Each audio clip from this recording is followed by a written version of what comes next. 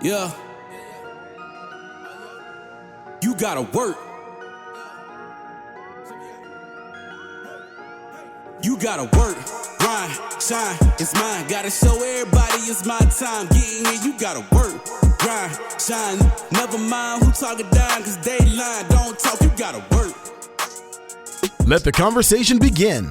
This is Let's Talk with your host, Carl Lee. Hello, ladies and gentlemen. This is Carl Lee, and this is Let's Talk. And we have a very interesting show tonight. Hopefully, everybody is going to be on the on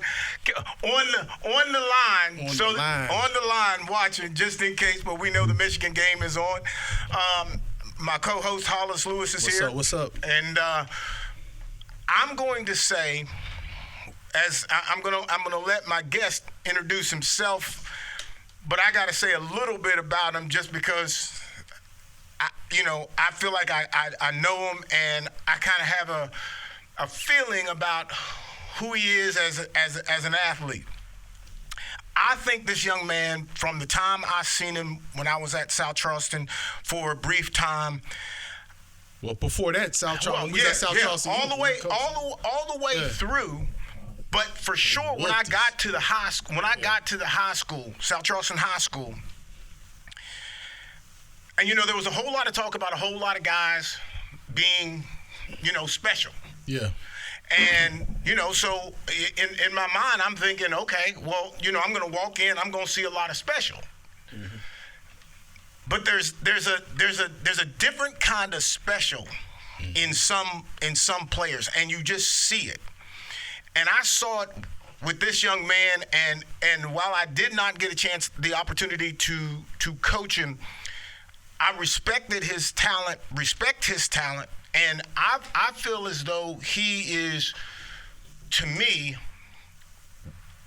potentially the best talented football player out of this state in a while. Yeah. And so, Wayne, go ahead and give us a little bit of an introduction of yourself and tell us a little bit about what you're doing, where you go, school, all that, your injury. Give us a little bit about an update there. My name's Dwayne Harris. I'm a senior, just graduated high school from Huntington High School. I was at South Charleston my 10th and 9th grade year, and I was blessed enough to be able to get a few scholarships for football, and I committed to Kent State. And even though I had a season-ending injury with the ACL and all that, I was still able to sign, and everything's good, and I'm going up early, so I'm excited to go. Next week I'll be up there starting my classes and my rehab and all that, so it's just, start of the journey. All right, and so you're right in front of the journey. You're and Hollis reflecting, And let me go back. Let me say this. Yeah. So there's been, when we get talk about a really good athlete, when we start to get that conversation, everybody tries to assess it, right? Yeah. They try to make their assessment of whether it's comparing or he's okay, I was on Facebook earlier today. I don't know if you saw it, but somebody was saying I was humble, right? Yeah. And I'm trying to make people say, no, I'm not humble. I'm not. I know how good I was. You know what I'm saying? And I won't let anybody take that. And so when you're that good, when you're the Dwayne Harris that good, part of the battle, I think, between me and you trying to figure that out to let him hear it, and then I'm curious about what he's going to say. When you knew you were at the top of your game, how did you manage that? Because you don't want to turn people off and think that you're arrogant, but on the other side, you can't. There's no way you can say you're not. I'm not this good. You know what I'm saying? So tell me, Well, I'll let him answer it because I'm interested in sort of that perspective, because particularly last year, and I'm talking to Dwayne Harris, Kent State signee, when you guys won a championship at Huntington your junior year, I mean, it was a great year. And even going into this year where you unfortunately got injured, kind of how did you manage those expectations? Really not trying to prove a point, but like show like it's a reason. Like I'm being talked about, my team winning, we won the championship. Like it didn't like satisfy me. It wanted me to keep going to like prove like, yeah, like some people ain't never saw me play, so I wanted the people who just saw me play or they first time seeing me like, oh yeah, that's why everybody I've been hearing about this kid because he's special. And that's a great answer. And let me ask you this, and we'll get some more details on kind of why you chose Kent State and everything that's kind of going on now. Even I'm interested in your perspective in enrolling early. So, sort of when you going through that transfer situation, and now you had something to prove there. Now going from high school to college is something to prove there. So what are some of the things you feel like you have to work on? What's kind of the number one goal you feel like you want to get better in order to be all conference, be all American, be a potential NFL draft pick and things of that nature? Just believing in what the coaches got planned for me up there, getting myself right, workouts every day, putting in the extra work, going up there and paying attention to school and the books, don't try to get my degree or whatever, and, just stay with it. I know I've what I can do on the field, so it's like once I get in the playbook and all that, I'm not gonna question my playmaking ability. Like I like it. I love it. I've always been a dog on the field. I'm not gonna say like, yeah, it's a higher level, but I feel if I take care of what I need to take care of, that'll take care of itself. Yeah, and I think that's to your point, Coach. Yes, like you can't ask LeBron, like, how good do you think you are? Mm-hmm. You know what I'm saying? Because at that point, like, however you try to judge him, that's fine. But there's no day that you're going to walk on the football field and you're not going to assume that I can control this. I can do me. I don't want to put words in your mouth. Is that kind of how you function? I mean, kind of. I just when I go out there, I want to have respect for my opponents, but also at the same time, I don't want to. It's a mind game too. Like you can't go in there thinking you're gonna you already beat, because then you beat. So you got to be able to go in there with confidence as well. Right now, I'll say this, and this is me, and you give me a view of what you think of it. Like when I was in high school, I was nowhere even close to the skill set and talent, the natural talent that I think you have and some other guys have had coming out of high school. But when I got on the field, the thing that I knew and the thing that I wanted was I want to be the best guy out here. I want all the attention that I can get. Not just because it's attention, but I want you to realize that I'm pretty good. I go to Marshall. Marshall's not winning. And I start as a freshman after 3 games or so, and it was never in my mindset did I try to judge myself against, say, another guy. But in my mind, I had Sunday in my mind, and so I knew that how I played every single game, how I practiced every single game or every single practice was going to have something to do with that future. What is your future? What is your long-term goal? Get to the NFL.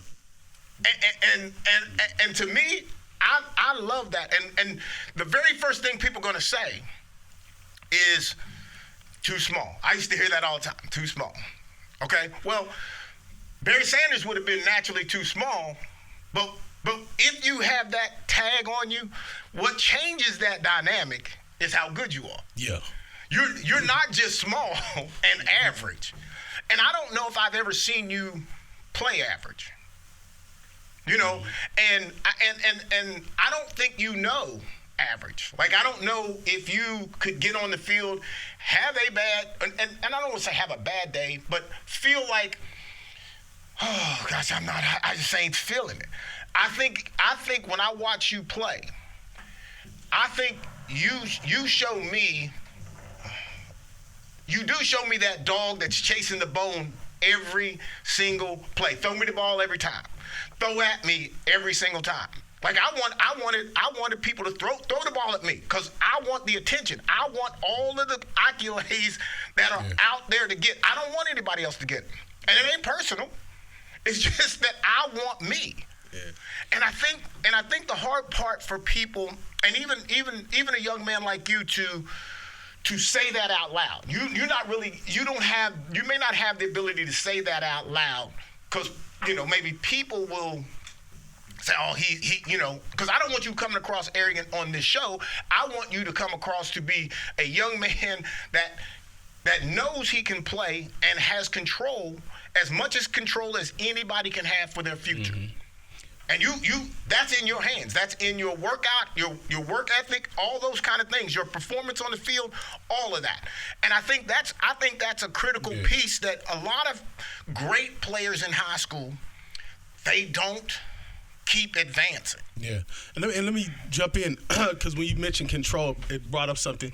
Now, you were equally as good in my mind offensively and defensively. You played cornerback and you were receiver. I think you played X and you played some slot and they had you some running back in there as well, even at Huntington and South Charleston. So what's kind of the future? What do you see yourself projecting at the next level? We're going to be a DB, a receiver, what? Slot receiver. They said I could have went either way, but they said they would like the ball in my hands. They like what I could do with the ball in my hands, and I trust myself, and I know I can make plays whenever the ball in the air. I think is which one do you like playing better? You like DB or I like being on the field. Like being on the field. And see that's what I like, because to me it seemed like a lot of young men your age, and maybe you could speak on this. It don't seem like they was having fun, but when I watch you play, it always seemed like you was having fun out there. People have different some people play just to have fun. Some people play just to say they was on the team. And then you got people playing for a reason. Like me, I played for a couple reasons. Mm-hmm. And, one's just to get my family up out of here and, live successfully. So I love it. And for the naysayer, mm-hmm. Okay, for the naysayer, that slot position, there are guys that are much slower, less athletic than Wayne is right now, that play that position on Sunday. Yeah, and I think it bodes well to his skill set. That's what a slot receiver is. Absolutely. He's an excellent route runner, quick as just as he is fast, but you got to have great hands, which I think. Yes, because you're gonna be the guy that's gonna be targeted. Yeah, be tough too, because you're coming across the middle, so you got to be able to take a hit if you get that. Absolutely. Be able to prevent a hit too. Yeah. So, tell us a story about now, like where you see maybe your first actual season playing. But let me ask you: Are you being rich? Are you getting the red shirt this year, or how's that gonna work? I gotta go through therapy and stuff, so I'm still early in my surgery, so I'm just now starting to jog again. Okay. So, but I'm making good progress. But you can get 4 games before you red shirt. So okay, so they're gonna just play it how it goes. They can test that. Yeah. Okay. Just get back to myself, make sure I'm all the way right, not try to rush it. Gotcha. When I get out there, and that's important that you do take that time to get there, but still. Who do you want to be? And I don't mean a name, but when you're on the field, when you get there, you get on the field. Who do you want to be? Like, are you that guy? That guy. Yeah. That guy. Is it hard? Is it hard to want to be that guy because there's I don't think so, but I think some people. When you leave high school and you're good, maybe great, but a lot of them think they're great and leave that are good, and then they get to college, and then they're a little bit intimidated by the idea of walking in these dudes that now are 20, 21 years old out there on the field like they grown men. Yeah. That can't matter. That can't matter. right? And so that's not even bothering you. I haven't even thought about it. It's not necessarily I'm trying to be the guy. I feel like that's really who I am. When I get comfortable in the situation, I can really be that guy for any program I'm in. So, just going down there to focus on myself, handling business, and make bonds with the people I'm going to be there with. Let's go to the if you can, to the moment of the injury, and what was going through your mind? Did you know something was wrong? No, I knew something. Like I've been banged up pretty much all my life playing football, so. When I first went down, I'm thinking like, all right, I'll be back second half. But then once I start sitting down and start getting more big, it got swollen. But I was still walking on it, so I wasn't really thinking ACL or none of that. I'm thinking a little 3-4 week injury and I'll be back. So the next day I went and got MRI and all that checked out, and 2 days later I got the news. So once I got the news, it was hard for real because I had so much I wanted to prove this year and, go back to back and we get all state again and try to get player of the year, all that good stuff. But I just had to look at the good, I had to be positive about everything because, I couldn't, we still had a long season ahead of us. So I had to be there for my teammates, be a leader, and I had to be there for myself. I couldn't, at the spot I am now, I didn't have time to be down, not I gotta get up, I got stuff, it's a future. I got a future, so I gotta this is a little temporary stuff. I can make up for the time missed in high school by making plays on the big stage. That's an excellent answer. It is. Did that contribute to?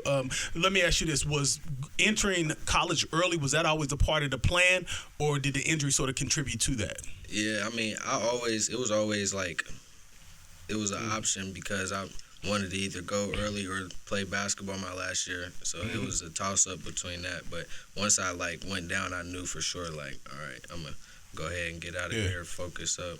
And for those that don't know, if we got a parent or a kid listening, how does that process work? I mean, do you just take extra classes in the summer? How do you get enough, credits to graduate, a semester early? There's maybe a couple ways that you can do it, but the way I just did my second semester work with my first semester. Oh, so you double down. Yeah. Okay, and that was this semester, this past semester? Lord, that's a lot of work, man. Clearly, I would have needed all my years. I would have never been able to get out. Yeah. So tell me, when did the light come on through your career of not necessarily wanting to play on Sunday, but when did you start to kind of feel like I might be a little bit different? I might be just a tad bit better. That game where he caught 3 interceptions when he was playing for Dunbar Little League going up, when he caught 3 interceptions and scored 15 touchdowns on us and knocked us out the playoff. Yeah. You clearly remember that.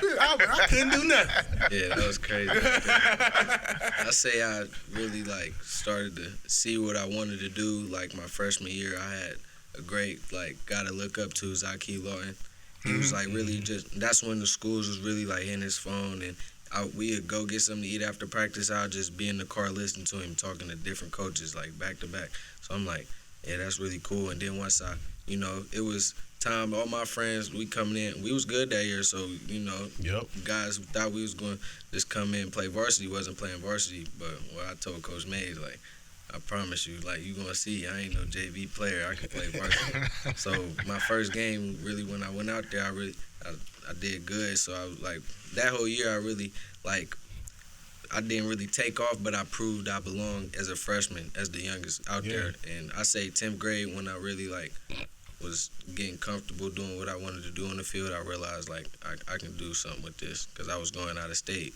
707s and little stuff was just South Charleston at the time. Mm-hmm. We would the biggest games we was about to play, the games I go crazy in. So So that sounds to me, Hollis, like a big game player. Yeah. You're somebody who is excited about about the big game, not taking anything away from the normal game, the scheduled game that's on the schedule. But all of a sudden, you look up and you see that team. You're like, okay, now I need. This is the game that I really need to show out. Yeah. That's kind of how I hear what I'm hearing you say. That's how I always been. Like, it's good to do it against the teams, but if you really like go crazy on a team that's that's a good game, that's highly like talented, it's gonna be more remembered and like it's more meaning to it. I feel like if you, like you said, it's good players on each side of the team. On both teams, I want to show that I'm that guy on the field. Let me ask you this, because you mentioned 7-on-7, and I had seen you summer 2023. I believe you were out in Vegas. Am I correct? And you kind of did almost like a tour. You were with I don't know the team's name, but y'all were at different states. How was that experience in order to like just kind of show you what's out there? What was that experience like? That was really like. That opened my eyes a lot, because that was probably the first time I went out of state and played that high level. Even though it was just 7-on-7, but I was playing against the best guys in the country. Mm-hmm. And like what made me open my eyes was like I belonged there. Like I wasn't on the sideline slouch. Like I belonged there. I was contributing. I ain't drop a pass the whole time I was out there. Mm-hmm. Like, in all the tournaments, I ain't dropped one pass, scored a couple times. And, I made bonds with some of the best players in the country, and they were telling me themselves, like, you the most underrated player I ever played with. Like, just keep down, stay down with the grind, and you going to go somewhere. What kind of, like, what organization with that, what team was you playing with? Was that, like, a national team, a West Virginia team? Team pressure. Nah, we had people from everywhere. Okay. Like, so it was Destroying and Coach OTB. They got a connection. Destroying, famous on YouTube. Yeah, he came here. Yeah, I remember that. Yeah, he pretty sure get anybody he wanted. So it was a blessing that they picked me. Oh, so you was playing for his team? Yeah. Oh, that's what's up. I didn't know that. Mm-hmm. No. Yeah. So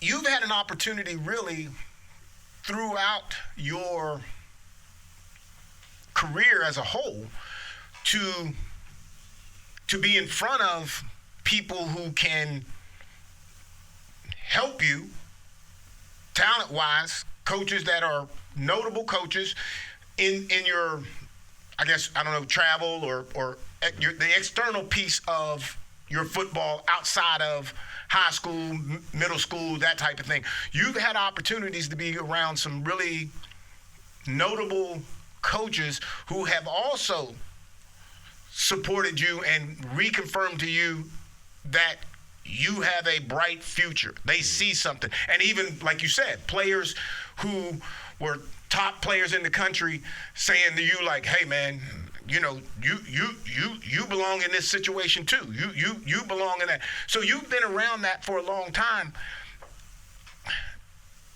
Did it sell you? And if it sold you, when did you say, okay, I'm that guy, or I'm gonna be that guy? Do you know? It's just not necessarily trying to be that guy. Just it always happened to be. Like, since I was young, I was always just the one to make the play, and it's kind of started to be expected. So like I would hold that standard for myself. Like, even though they call me a great football player, but they also knew I was a great person too. So building those connections and just having those for life bonds is just good to have. So I'm just keep continuing what I'm doing.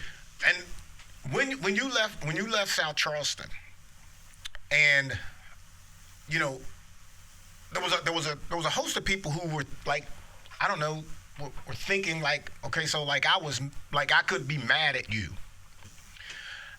I wouldn't want anybody to transfer, from a team that I'm going to try to coach. You know what I'm saying?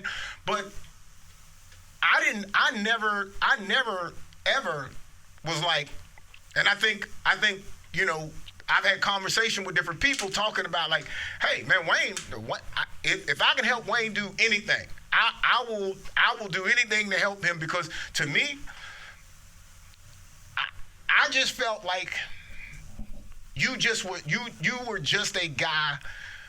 You might be the humblest guy that's fully aware of his own skill set that I may know. And I kind of feel like it's a little bit, we have something in common, is that there's a reality of playing on Sunday that we buy into.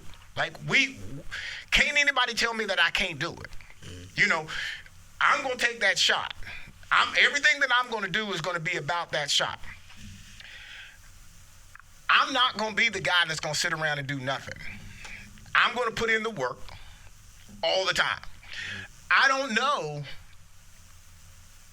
and you could probably say, and not any names, but I don't know if everybody understands when you say that, when that comes out of your mouth, there's something that you have to do to back that up. And if you're not doing it, if you just showing up at practice, that ain't enough. Yeah. And I think, why do talented guys get caught up into that reality? And just because you're good in high school does not guarantee you college. Why do they not see? Why don't they see you and say, like, okay, man, like, I want to work with you. Let's work out together. Is there? Do you have anybody that works out with you individually? I got a couple.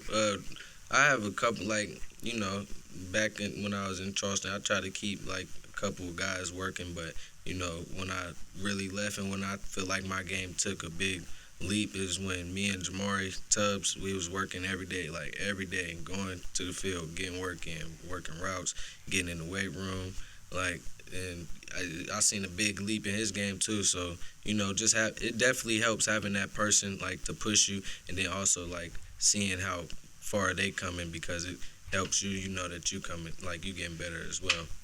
And let me ask this question. So, obviously, like I said, you had a great 3.5 seasons in high school, barring the injury, and you were suited by several different colleges. What made Kent State the right decision? What made that? It felt like home, and it felt like they needed me, and like they understood like what I can bring to the table, like, and they didn't hide that. Like, they showed that they like me and that they see me having a good future at Kent State, and just if everything felt genuine. Because I know from when I watch Kent State, they throw it around, they run the spread offense and everything like that.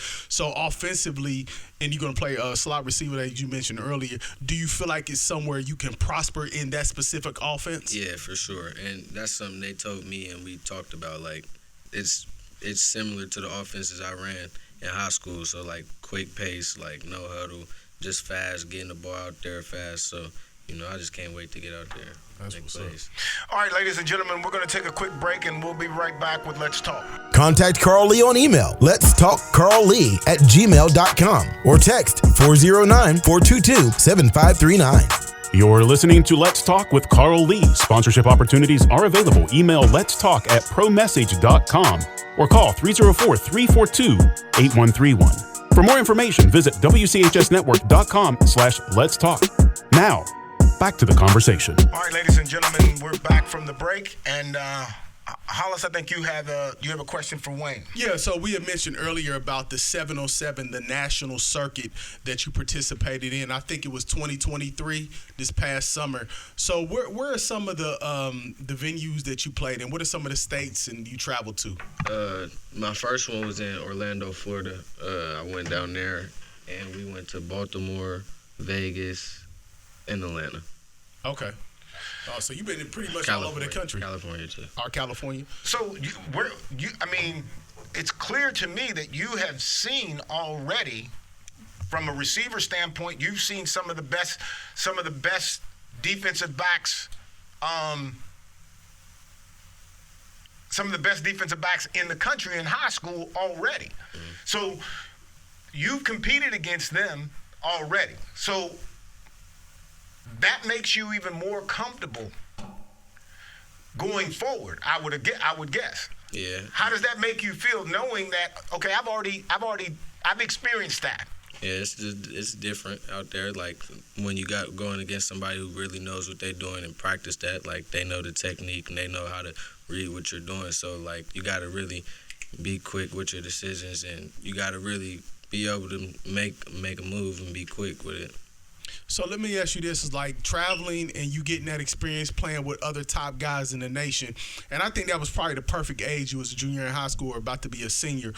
Like, what sort of things did you take away from that summer that you put into your game? What is maybe one or two things that you implemented into your game based off that experience? Being more confident and like trying to dominate, like, cause you know, like I'm not going to downplay West Virginia football, but you know it's different in Texas. Different, yeah. It's different out there.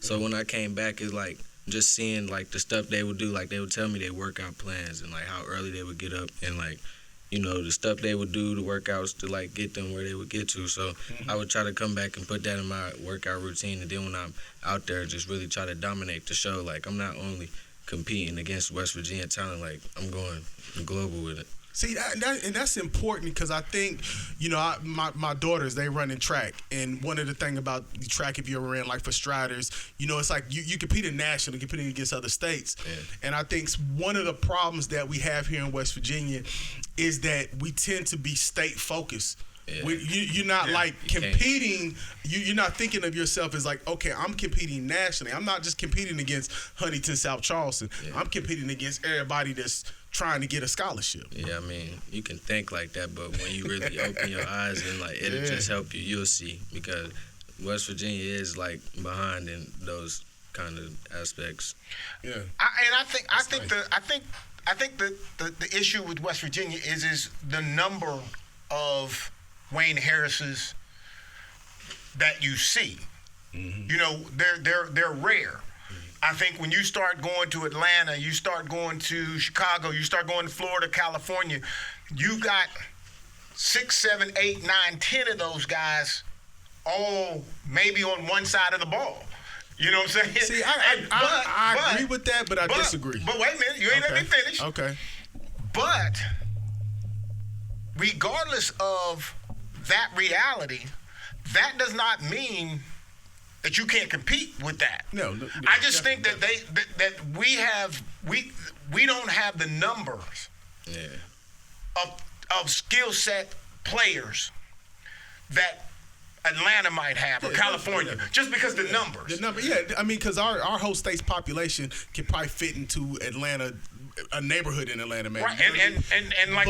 But I think to me, and I'm interested in y'all's perspective. I think to me the problem is that, number one, our skilled athletes, they're not running track. I think that's a huge problem. You ain't gonna get a fight with me. And I think our big man. Obviously, we produce big men every year. We've seen Xavier Bowles going to WVU. My cousin Eric Smith, he at Miami of Ohio. Y'all be playing against them. Yeah. So we've seen our big men progress and get top 10 NFL draft, but they don't wrestle. So I think, to me, we're not building athletes because we're not doing what athletes at other places do. I'm going to go out on a limb and say this, okay? Mm-hmm. I think that some of that becomes the selfishness of the coach. Yeah. Who doesn't want you to do anything else. They want to keep you in this basket. Okay? You don't have to comment on none of this because this is us. This, you know. But I think the issue becomes, because I 100% agree with track. I ran track in college my senior year just because of trying to get into the draft, trying to get to the NFL. I ran track in high school. Yes. You ran at Marshall too? Yes. Okay. I ran my entire time at South Charleston, but I ran my senior year at Marshall. Okay. And you played basketball. You ran track too? Yeah, Huntington. Yeah, so you ran track for 1 year, and then you played basketball every year except for this year. And I'm saying, to me, if you playing basketball, you running track, you're building a better athlete. Everything. You can't just play, and then you played 707 in the summer. Yeah. So you building an athlete. You know what I mean? And I think we ain't building athletes. We're building a football player. We're building a basketball player. We're building a baseball player. We ain't building athletes, and that's the problem. See, if you can say, I want to play Sunday. If you can say, I'm going to go to college and I'm going to play. Mm-hmm. I can almost answer the question of how good you're going to be by your workout, by what you're doing in the meantime. Because if you're not doing anything, bro, you better be awfully special. But I say this, and again, I'm definitely not. You definitely got to put time in off the court and off of your field of endeavor. But I think, to me, at a baseline foundation, you have to be athletic. For example, I know you, like we mentioned earlier, Wayne, like you had the option. You may could have played DB, may could have played receiver. That's an athlete. That gives you options. So maybe receiver stack. So I'm going to go over here and play DB and dominate on that side of the ball. I'm going to go be a punt returner. I'm going to go be a kickoff returner. So our athletes, because they can only do one thing, they limit their options once they get on the field. Yeah. Which you prove the point why I can say that I think he's a better athlete than I was in high school. Because I was a DB. I wasn't going to be a receiver. I was a wing back in the day when they had the wing back. I might run a reverse or something. But, bro, I wasn't an offensive player. You could have played. Possibly. If you had to, and if that was the option, you possibly could have did it. Just because you were an athlete. You're a 4-3 guy. You could have played kickoff return or something. You could have did something. Bro, I got put on kickoff returns. And bro, I didn't want no part of it. And I wasn't interested in it. At punt return, kickoff returns, bro, I was no. But I'm saying you could have did it though. No. I'm saying based not your mind. I'm saying just based off athletic ability. I don't think so. You don't think so? No, okay. I don't think so. Because I'm gonna be uncomfortable. Okay. See, in order to be on the offensive defensive side, you got to be comfortable on the offensive side. Yeah. Bro, look, you can run at me as fast and hard and I don't care what your weight is. Bro, we gonna meet somewhere. I'll take that shot. Yeah. But I don't want to flip that. I'm not trying to flip that. I don't want none of that. All right, so let me ask you this. What you're enrolling early. Do you have a major? What's gonna be your major when you get there? I'm going undecided right now, but I'm leaning towards the business side of things. Okay, so you thinking what? Entrepreneur, business admin, what? Yeah, entrepreneur. Okay. Nice. I like that. You have a host of people around you that are guiding you, helping you, supporting, doing all that kind of stuff. Does that also help you? And it's really kind of a crazy question, but how much does that help you on that day that, oh man, I really ain't trying to work out today? It definitely motivates me because, in my family, nobody's really done this yet.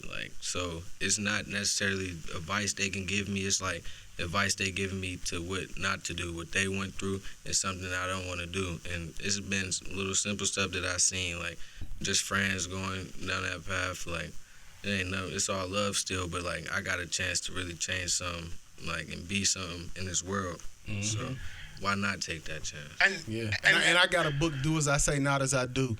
So the person that you taking that advice, they don't have, maybe they wasn't able to accomplish it for whatever reason, but that don't mean you should discard their advice. It's just plugging my book too. Yeah. Yeah. My dad came to every game from age 7 through my last game at Marshall. My dad didn't play ball. He played sandlot ball. They had an organized league.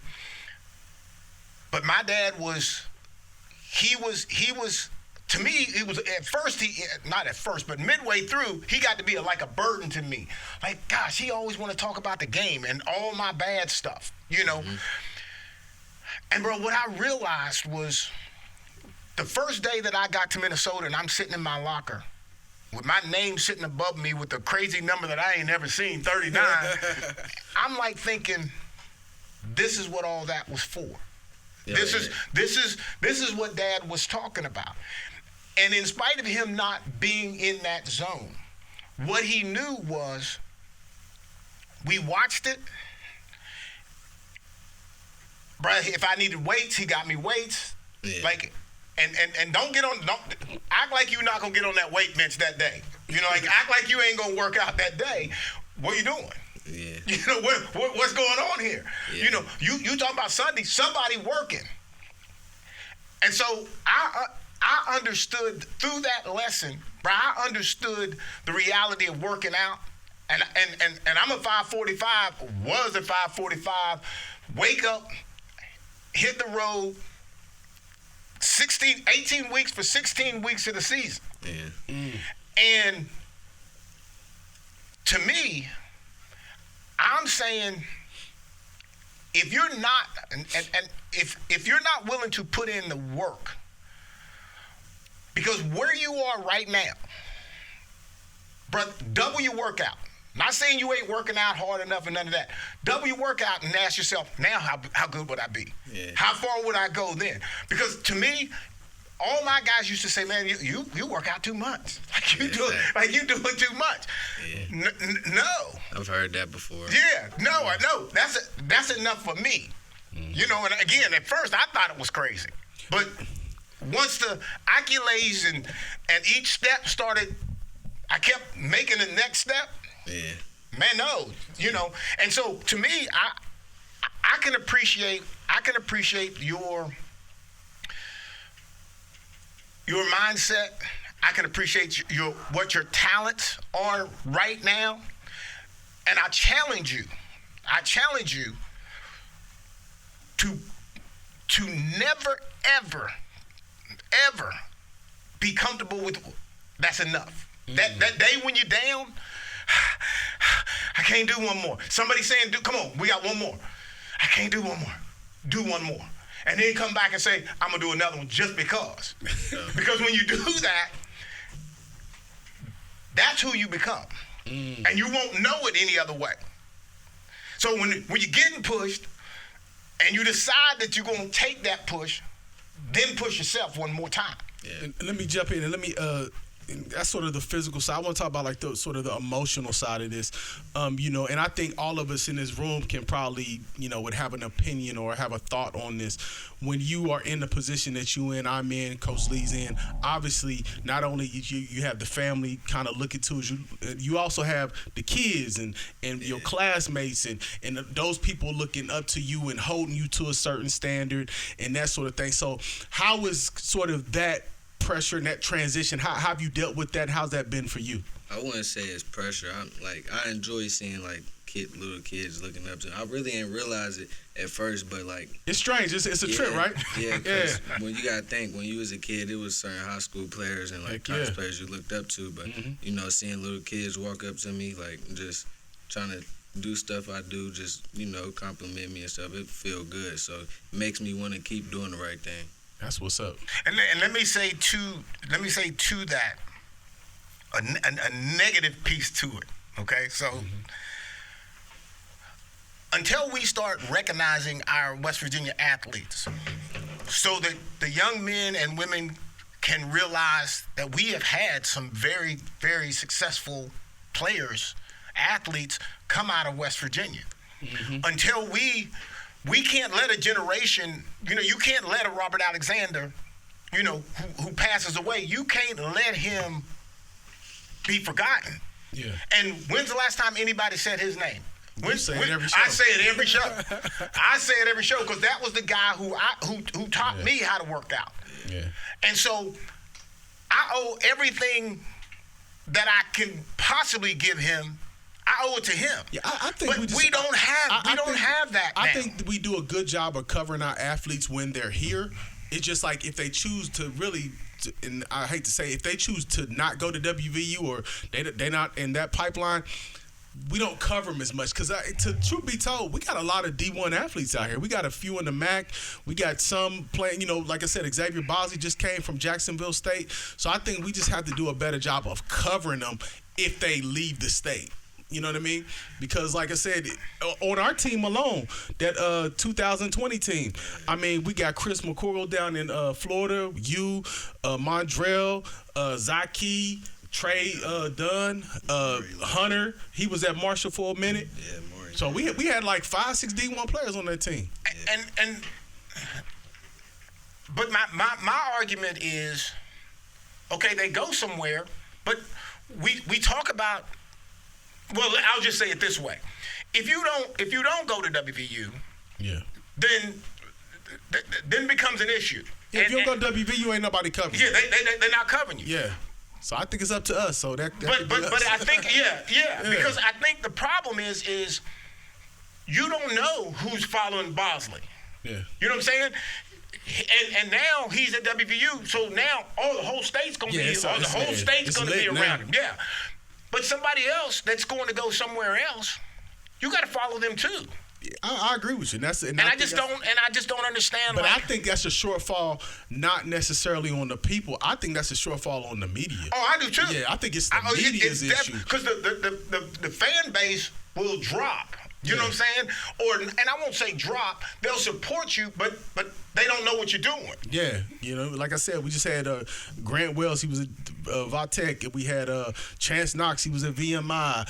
David Parson. I think he's getting a D1 somewhere. So it's like we got kids all around the state from all points. We just got to make sure that when they doing whatever they doing outside of the state, that we give them props and shine a light on them. And whether it's in the paper.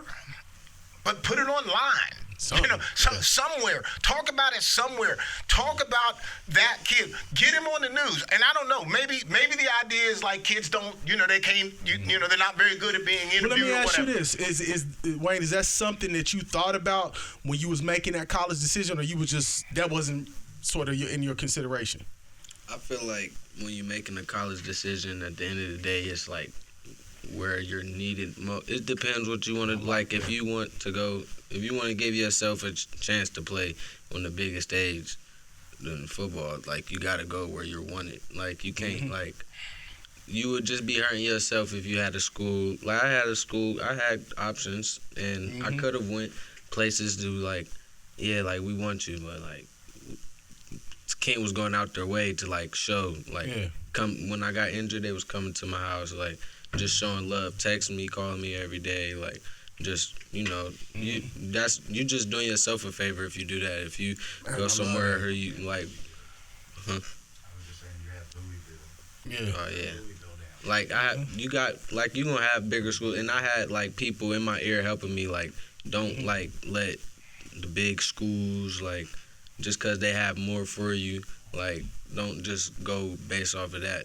Which I was blessed enough to have a big enough school to like we get everything every college in the country gets. And Mac got some great football. Yes. We see some great ballers come out there. There's been a lot of ballers in my opinion, Marshall, it ain't the same outside the Mac. I mean, I think they're in the Sun Belt now. I get his paper, whatever. But when Marshall was in that Mac, that's when they had the dogs. And I think part of our situation when it comes to players and knowing where to pick, what school to pick. Some are more interested in what the name sounds like. Bro, I had Virginia Tech for a while and took a couple visits, then they said no. Bro, I was thinking Fairmont. I took a visit to Fairmont. I took a visit to Concord. Bro, I didn't care. And then Marshall was not even considered, a school that was worthy of going to at that point. Yeah. Because they had, it was not that long after the plane crash, hadn't recovered from the crash. And I went to a visit down there once, and it was like, I don't know, this don't feel good. Then they fired the coaching staff, brought a new coaching staff. Bob Pruitt was on that staff. Sonny Randall was on that staff. And I go in to see Sonny, and he says, I hear that you want to play on Sunday. And he had played in the league. And he says to me, he says, son, I'll promise you this. If you're good enough, I'll get you an opportunity. Rest is on you. Bro, I was like, give me the paper. Bro, I signed that day.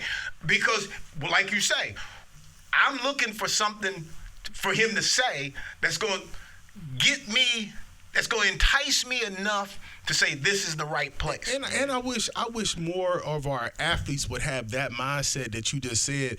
Like, go where you appreciate it, not where you tolerate it. Go where they're going to give you the opportunity or give you the maximum opportunity to do what it is that you're great at. You'll know the difference, too. Yeah. I went to college, like, I went to schools and, like, just be like, yeah, I'm on the visit. They invited me, but, like, It ain't happening. You just there. Yeah. Yeah, I'm just there. Like, I'm just getting a tour. Nobody really, like, talking to me. Like, that's really how WU was for me. But they showed love, though. Like, once I committed, they showed love. So, you know, that's hometown. It's always love. Yeah. But Yeah.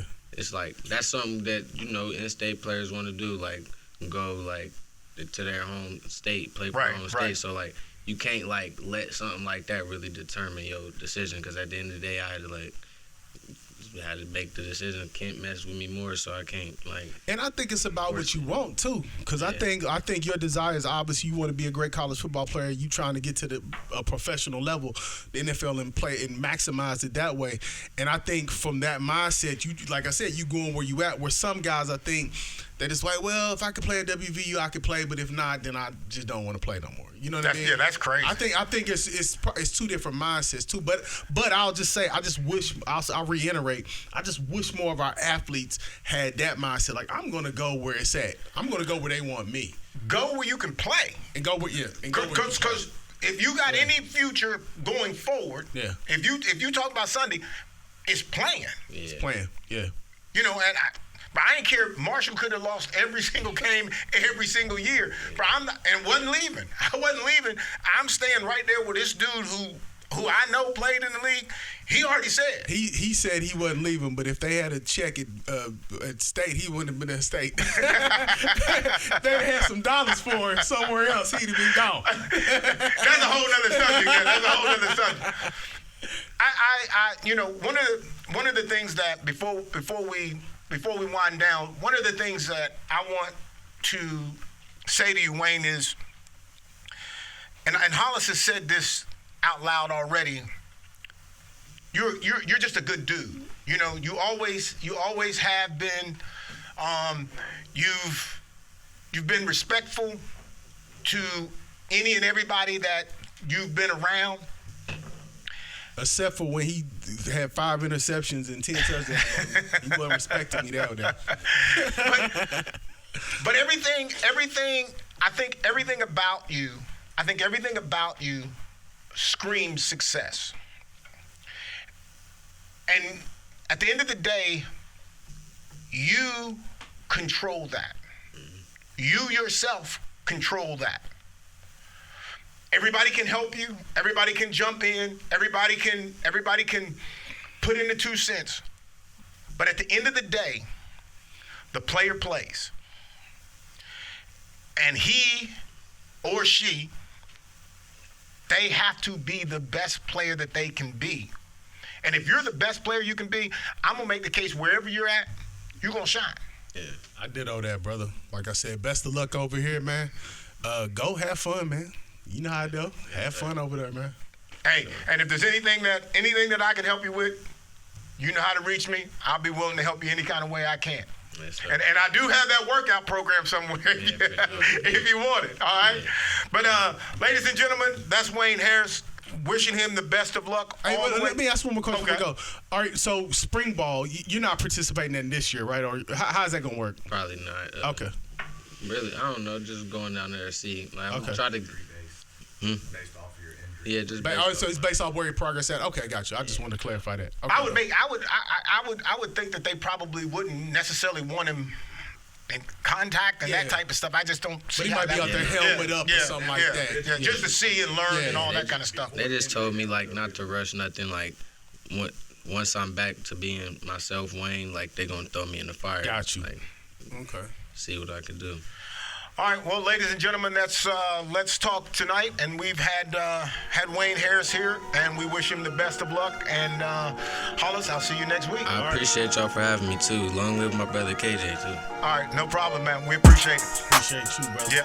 The opinions expressed on this program do not necessarily reflect the opinions of WVRC Media, its management, employees, or sponsors. Contact Carl Lee on email, letstalkcarllee@gmail.com, or text 409-422-7539.